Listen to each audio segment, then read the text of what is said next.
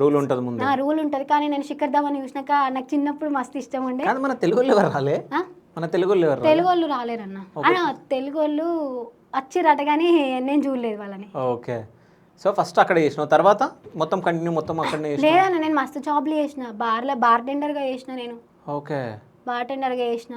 ఆ తర్వాత ఇంకొక చిన్న చిన్న మస్తు అంటే అక్కడ అన్ని ఇవే జాబ్లు ఉంటాయి అన్న. నేను ఏం చెప్తా అంటే యూకే పోవచ్చా పోరాదా అని అందరు మెసేజ్ చేస్తారు. యూకే పోవచ్చు, మీరు మంచిగా చదువుకొని ప్రొఫెషనల్ జాబ్ నేను కొడతా అనే నమ్మకం ఉంటే పోవచ్చు. కాదమ్మా, నేను ఈ మధ్య ఏదో చూసిన ఒక అబ్బాయిని, అంటే అక్కడ వాళ్ళు అంటే మా అమ్మాయిని ఫోటో ఎందుకు తీసినావు సంథింగ్ ఇట్లా అంటే అక్కడ అది ఇల్లీగల్ అన్న. ఫొటోస్ తీయద్దు మనం వాళ్ళ పర్మిషన్ లేకుండా. ఓకే. ఫొటోస్ కానీ వీడియోస్ కానీ తీయద్దు, అసలు ఫిల్మింగ్ వేయద్దు వాళ్ళని.